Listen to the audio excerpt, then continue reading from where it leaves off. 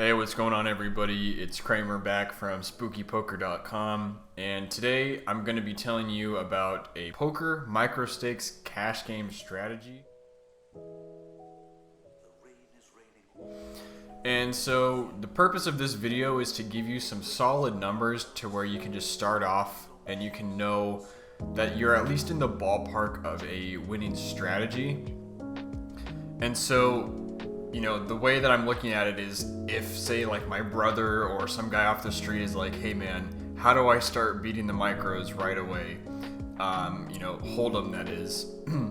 I would say, you should open this percentage of hands, you should c-bet this percentage of hands, and it will give you the best chance you have at, winning at poker without developing a very deep strategy.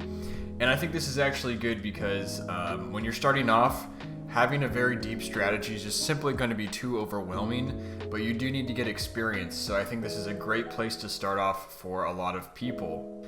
Lastly, I think it's worth noting that I generally preach against a dogmatic poker style where you always think in terms of absolutes. However, as I just mentioned, I think you do need a jumping off point, and this is what that video will provide for you. So I'm going to break it up into 3 sections, and you can find the appropriate timestamps in the description below. The first part is going to be about pre-flop, which is going to be hand selection. The next section is going to be post-flop, which is obviously how we're going to be playing hands, just generally speaking. And lastly is going to be a few miscellaneous tips that will help you win, but they don't fall into a specific category. One last thing I do need to note is that this is going to cover not every single aspect. This is going to be about a 10-minute video, and I don't have time to go deep into every position. For example, how to play the turn out of position from the small blind after you called pocket sixes. I don't have that video would just get too long, so I just want to give you guys a lot of a good jumping off point for moving forward with online poker. So the first thing is that I want you guys to refer to this chart I'm going to put up right now. I do not take credit for it. It is from Jonathan Little. I don't remember his website off the top of my head, but this was sent to me at some point, and I found this to be very useful.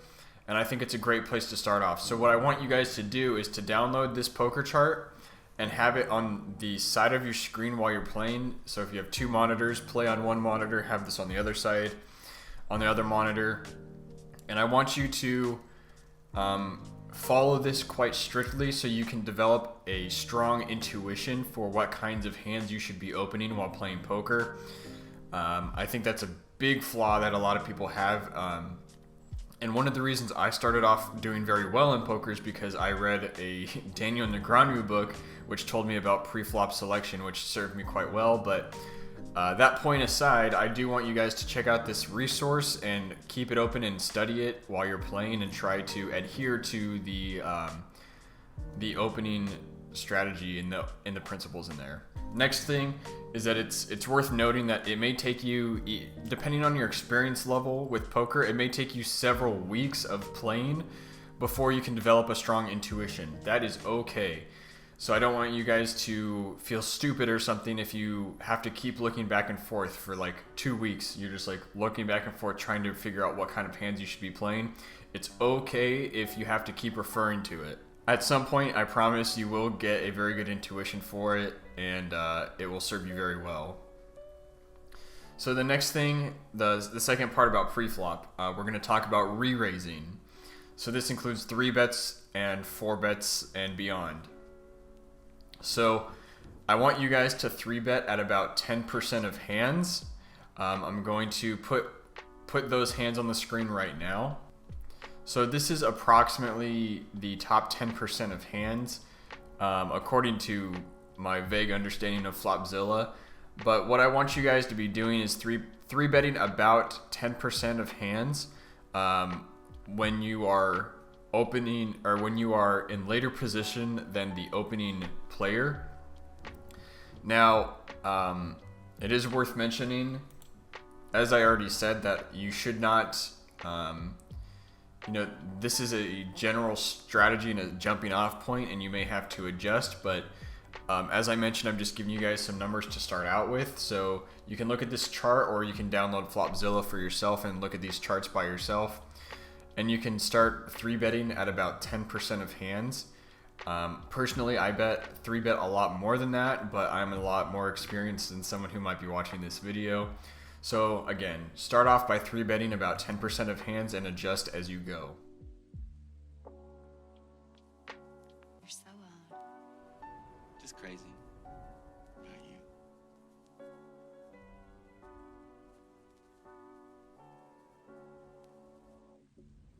And when I say adjust as you go, what you'll notice is that some players will fold to 3-bets quite often, and you may even want to 3-bet even more hands than that. But also some players will play back at you or simply just call down your 3-bets. And in that case, you would probably want to 3-bet them less. Next, we'll be talking about what to do when people 3-bet you. So if you are opening too many hands, let's say someone 3-bets you quite often, you know, they are 3-betting at like well over 10%, for example. What we want to do is start folding a high percentage of our hands to 3-bets. Now that's not necessarily what I do, but once again, I'm giving you a strategy that most people will be able to handle. And so for that reason, I want you guys to fold to 3-bets quite often, and don't get mixed up with 4-betting light or anything like that. Certainly you want to 4-bet hands like aces, kings, and ace king, and maybe even queens, but generally speaking, this is a beginner friendly strategy, so we want to have a high fold to 3-bet percentage. Generally speaking, people don't abuse 3-bets at the micros, so you should be still quite profitable by having a high fold to c-bet percentage. The next aspect we'll be talking about is going to be calling and folding pre-flop. So generally speaking, we don't like to do a ton of calling, and for that reason, especially in 6-handed, I don't recommend you guys call too often. I'd rather see you fold or 3-bet, but I'm going to give you a few hands that might be good for simply calling. So one of them is going to be the small pocket pairs that you don't decide to 3-bet. So things like 2s, 3s, 4s, 5s, 6s, maybe even up to something like 8s or 9s, just depends on how often you 3-bet. But these are good hands to call in position because you can control the pot often, especially if you're on the button, for example. And I think it's totally fine to call these kinds of hands in position, especially if you have other callers in front of you. Next, I think it's totally fine to call some suited connectors in position if you don't want to 3-bet them, which I simply don't really recommend. You may want to consider 3-betting things like king queen suited, jack queen suited, jack 10 suited. But for the middling suited connectors like 6-7 suited, I don't particularly recommend you 3-bet those, especially since this is a beginner-friendly video. So in that case, I think it's fine to call them every once in a while in position, but I just don't want you guys to make a habit of calling. I don't want you guys to make a habit of calling too much.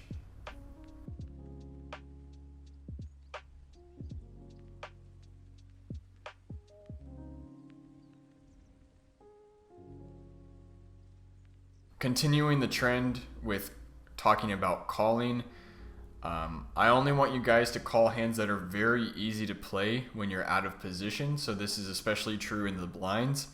I don't want you to call too many hands out of the blinds. This is because if you're a beginner, it's very hard to play post flop. That's generally the hardest part to learn about poker. And so if you are a beginner, I don't want you playing lots of pots out of position, and especially large pots out of position. So for that reason, I want you to play hands that are easy to play out of position, such as those small pocket pairs and suited connectors that hit really hard.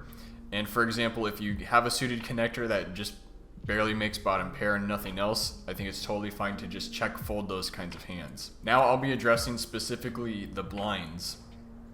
So while playing pre-flop, understanding or having a simple strategy in the blinds is going to be very helpful because most people simply don't have a strategy in the blinds. at the micro stakes. So I'm going to once again reiterate, I don't want you guys playing big pots out of position. So that means you're going to be folding a large percentage of your hands while in the blinds.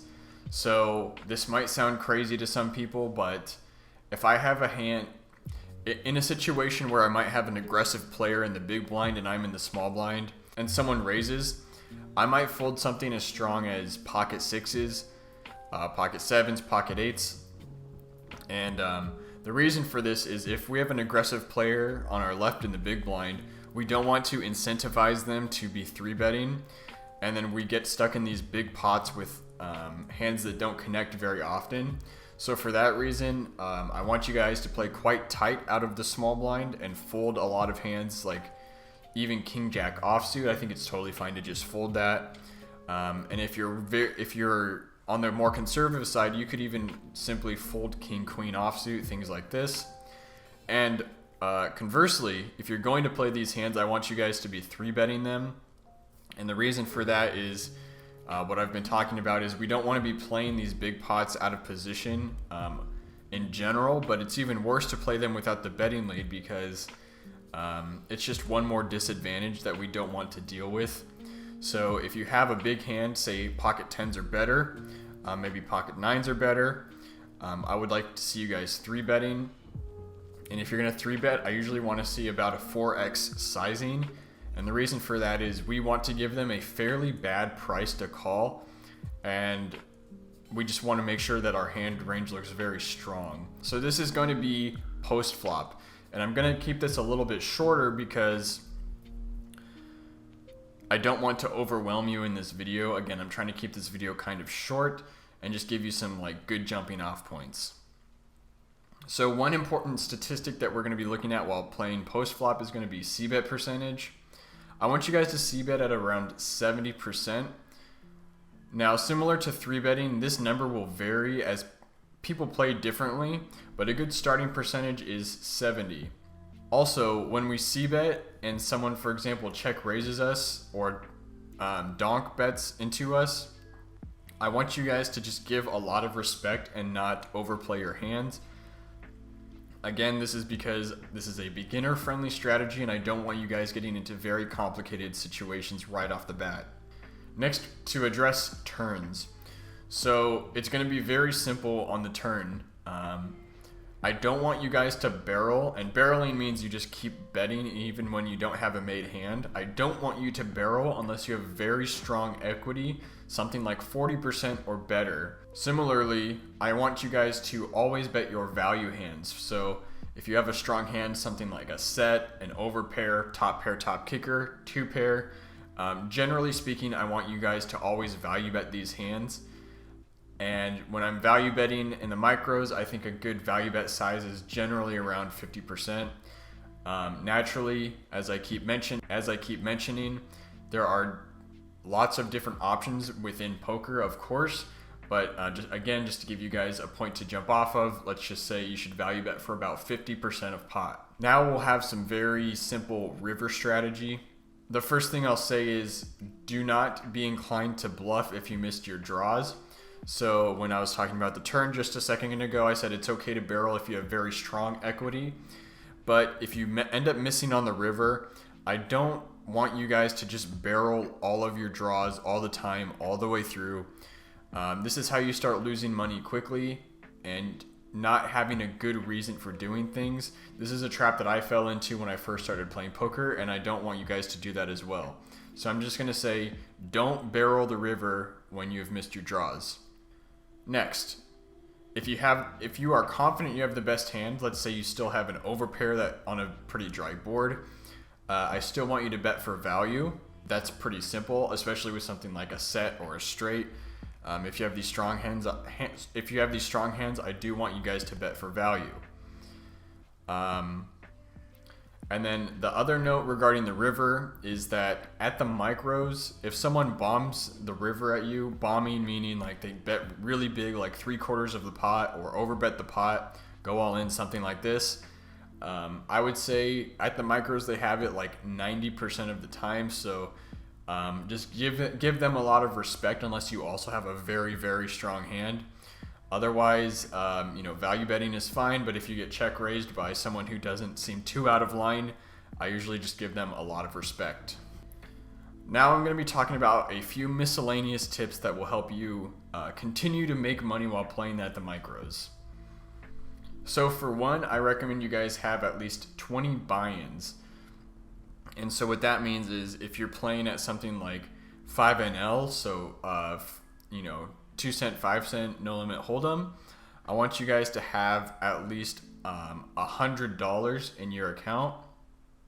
And if you get below 20 buy-ins, I want you guys to consider moving down in stakes. The reason for this is that it is very disadvantageous to be playing poker while you have scared money, which just means you're scared to put money in the pot, you're scared to lose a pot, you're scared to lose a buy-in. That is not good. So I recommend you play with at least 20 buy-ins. And again, if you're on the newer side, which you may be if you're watching this video, consider something more along the lines of like 50 buy-ins, so even more of a conservative bankroll management strategy. The next point, you should be using something like Poker Tracker. As far as I know, Poker Tracker is like, the leading software in this field, but I'm sure there's some competitors, but what you need to be doing is you need to be using some sort of tracking device that will help you remember, because that will help you remember other players' tendencies.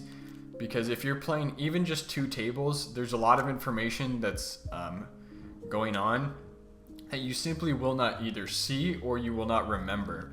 So for that reason, I want you guys to be using something like Poker Tracker, which you can find a link right below in the description. I'll leave a link there for Poker Tracker. But given what I just said, it's also okay if you don't feel like you're ready for it just yet. But just keep in mind, at some point, Poker Tracker is going to be crucial for your success in online poker if you intend to keep making money and improving. The last thing, the third tip in this miscellaneous section is I don't want you guys to grind yourself to a pulp. The reason I say that is because that's something I've done in the past, where I would just grind, and I would just hate poker by the end of the day, but I was like convincing myself that I was being productive.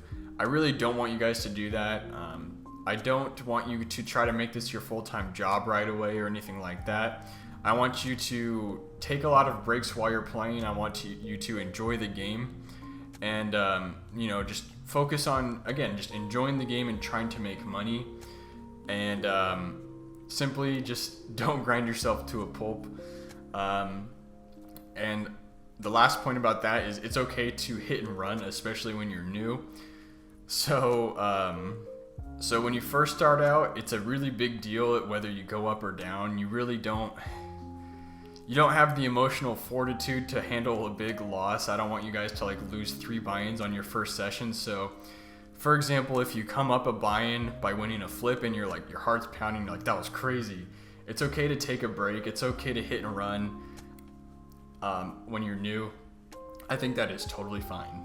So that is the end of the video. I want to conclude by telling you that, once again, poker is a nuanced game, and what I'm telling you about these statistics that you should be using, these will not guarantee a win, but generally speaking, these are some effective strategies that will help you beat the micro stakes. So I'm talking about things like 50 NL and under, primarily 25 NL and under, but there are certainly soft 50 NL games out there. But the reason I really want to emphasize this point is because while I am giving you good information, ultimately, as a poker player, you need to develop a strategy that allows you to make a lot of small adjustments, and your foundation for how you see the game of poker needs to be able to adapt to a lot of different things. And it's for that reason that I really want you guys to use Poker Tracker. Obviously, I keep saying that, but again, it's completely revolutionized the way that I play poker, and so much of my winning is based on exploiting people's bad habits that I can find with Poker Tracker. So in conclusion, this strategy will make it significantly more likely that you do start winning and beating other microstakes poker players, because they simply won't have this strategy. A lot of people just go in there to gamble or go completely based off of intuition, which intuition can be developed as you play more and more. But most people just have not given a lot of thought into their decision making in poker. And for you, simply by having some strategy moving forward, you will be much more likely to win. So that is the video. Thank you for watching. If you enjoyed it, if you got something useful out of it, please consider liking and subscribing. I would really appreciate that. But other than that, that's going to do it. So thank you again for watching, and I'll see you guys later.